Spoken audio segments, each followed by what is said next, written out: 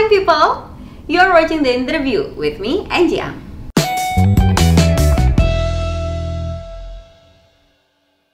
In People bersama dengan Nadia, di episode sebelumnya kami sudah membahas mengenai kesehatan gigi dan mulut untuk dewasa, mengenai sikat gigi ya Nadia ya, agar terjaga nafas dengan kesegarannya, lalu tidak ada karang-karang gigi dan bermanfaat untuk In People tentunya. Sudah ada feedback, thank you so much Nadia. Alhamdulillah. Kalau yang sekarang kita perluas lagi tentang kesehatan gigi dan mulut anak.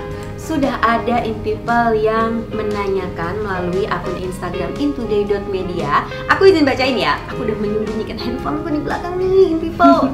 Karena pertanyaannya panjang Nadia ternyata. Nah, dari Isma Dwi 92 bertanya, Bu dokter mau nanya, bentar lagi dokter, amin. Alhamdulillah ya. Anakku jatuh dari ayunan, terus gigi depan patah setengah tembus ke gusi. Kalau kesenggol dikit berdarah dan ngerasain sakit. Jadi sekarang kalau sikat gigi depannya nggak pernah disikat karena nggak mau. Udah tak periksain, dikasih obat penghilang rasa nyeri. Itu gimana ya Bu? Biar giginya bisa lepas, nggak ninggal separuh-separuh gitu. Kasihan dianya kena gusi terus berdarah. Oh, jadi ini aksiden ya. Ini aksiden. Oke, untuk menurut aku karena ini kan anak kecil ya, tadi dibilang anak-anak. Oke. Jadi yang pertama kali dilakukan itu adalah harus langsung ke dokter gigi. Tidak boleh dibiarkan. Tidak boleh dibiarkan. Atau dokter gigi khusus untuk anak-anak karena mereka lebih mengerti bagaimana cara untuk mendekati anak-anak, untuk mau, untuk cara membujuk anak-anak itu mereka sudah belajar lebih dalam gitu. Jadi pertama-tama ke sana karena itu tidak bisa didiamkan giginya. Jadi tidak akan giginya akan lebih susah untuk copot sendiri gitu. Itu masih gigi susu berarti Nadia? Iya, gigi susu. Bahaya nggak sih kalau dibiarin karena udah sampai gusi berdarah kan, kayak nyungsep gitu? Iya.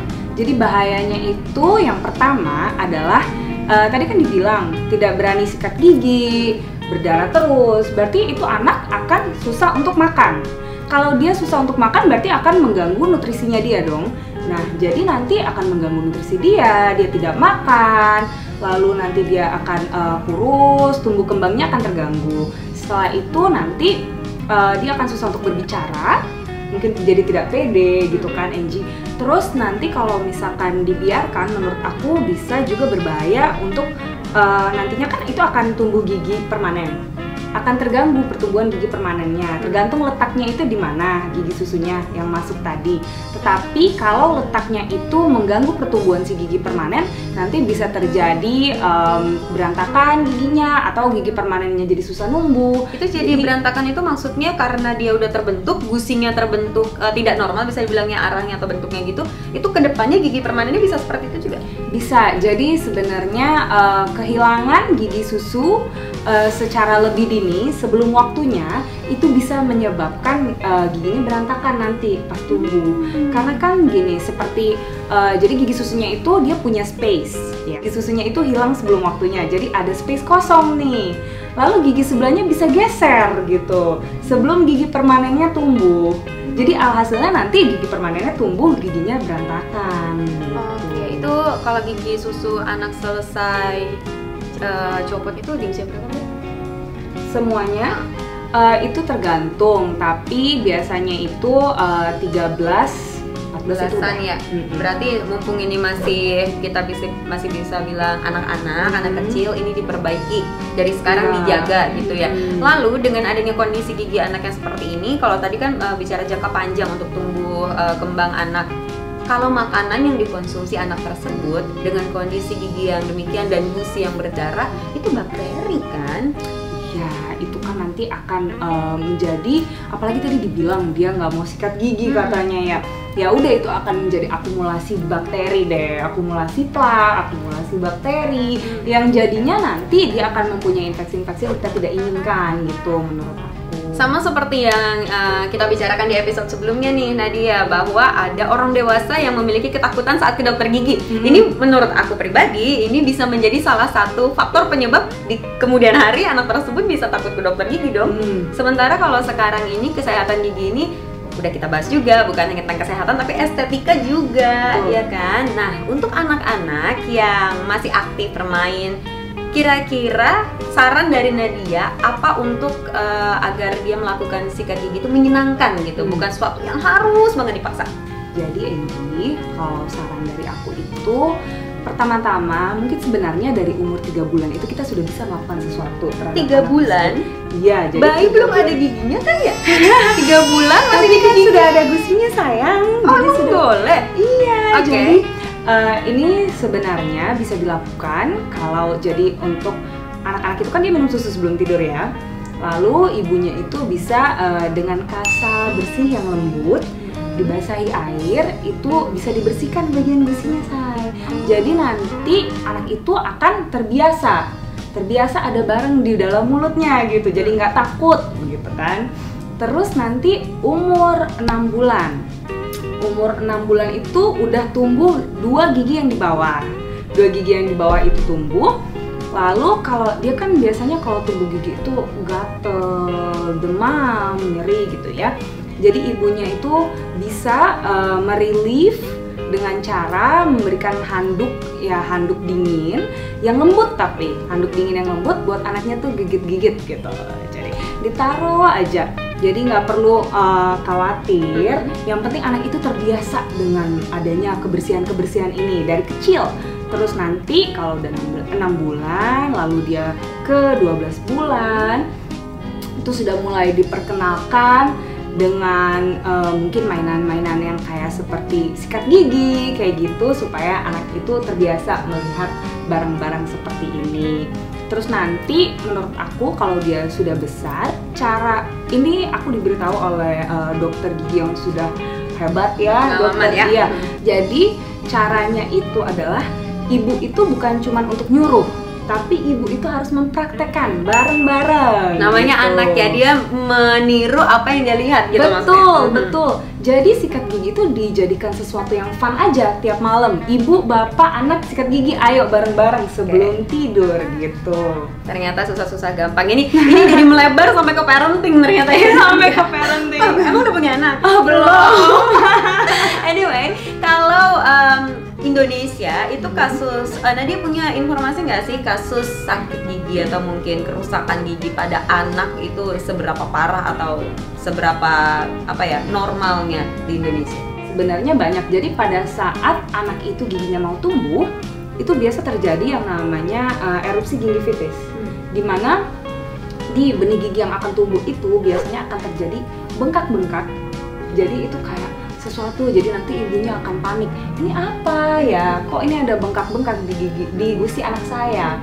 Jadi itu nggak apa-apa, itu dibawa aja ke dokter gigi, harus dilihat, dan itu biasanya erupsi gingivitis karena giginya mau keluar gitu, jadi agak bengkak-bengkak.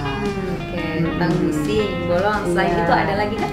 Terus sebenarnya kalau kita ngajarin anak kita sikat gigi aja, sikat gigi alone itu bisa mengurangi resiko gigi bolong 50%, Angie. Baiklah, ternyata susah juga ya. 50%. 50% dari juga total itu. ini. So far Nadia dengan background punya adik yang masih kecil, kesulitannya apa sih kalau mungkin in people yang nonton ada yang punya anak gitu ya kan? Jadinya bisa nyontek gaya Nadia yang juga paham tentang gigi, ngajarin adiknya.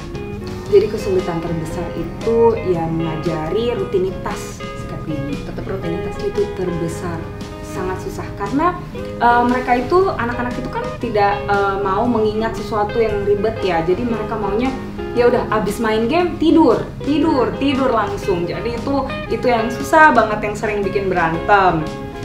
Terus juga untuk mengajarkan caranya flossing sejak dini nggak apa-apa. Gak apa-apa, itu bagus. Tapi kan flossing itu nggak tahu deh ya. Ini kamu harus make it clear, oke? Flossing itu bisa membuat ada rongga nggak sih di antar gigi karena kan terus-terusan dibersihkan seperti dikikis kan? Apa ya benar apa salah sih ya informasi yang aku tahu ini? Oh itu enggak, itu mitos. Jadi kalau misalkan flossing itu kan sebenarnya dia benang ya, Angie. Jadi itu sangat gentle. Sangat gentle, yang penting kita caranya aja tidak salah. Jadi kalau kita caranya tidak salah, tidak akan menyakiti gusi gitu. Tapi kalau misalkan caranya salah, mungkin untuk menyakiti gusi, tapi chance-nya itu kecil.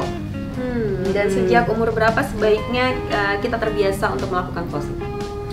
Kalau menurut aku sebenarnya sejak dini dari 6-7 tahun, kalau dia sudah mengerti, anaknya pintar aja.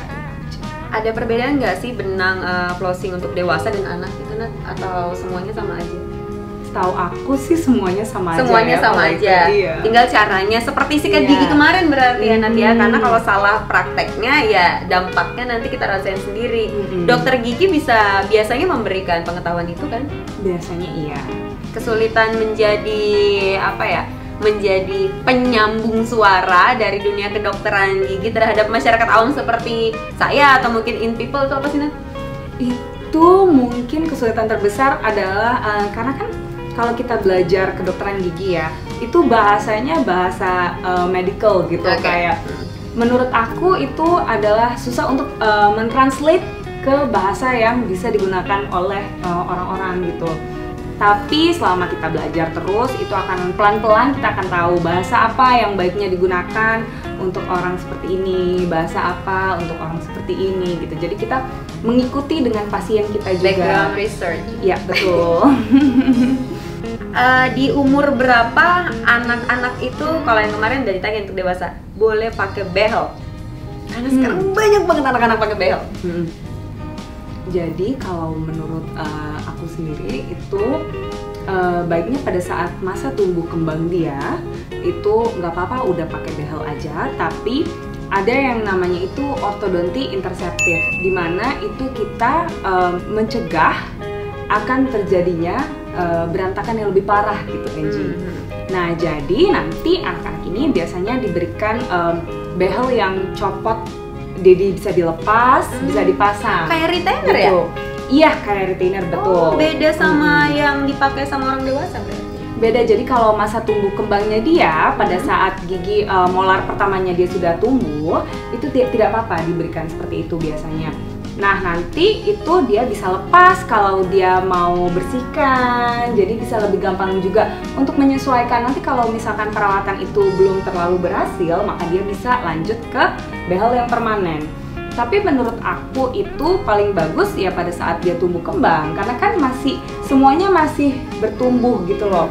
Jadi lengkung giginya, semuanya itu masih akan bertumbuh. Jadi bisa kita manipulasi, bisa kita lebih besarkan gitu. Manipulasi Iya. bahasanya. Anyway Nadia, thank you so much again for coming ya. Aduh, ini kalau ngelihat respon dari In People di social media, mereka mengharapkan nanti kita akan ada episode lainnya untuk bahas-bahas tentang kesehatan gigi dan mulut. And I hope so, of course. I hope so too. Tapi buat yang sekarang kayaknya waktunya sudah habis, jadinya terima kasih banyak. Dan buat In People, kalau memang masih ada komen, request dan lainnya silahkan untuk komentar di bawah boleh, di Instagram boleh. Yang jelas kami menunggu feedback dari In People semuanya. Sampai sini dulu aja kalau gitu perjumpaan kita Nadia. Bye In People, in today In People's Way.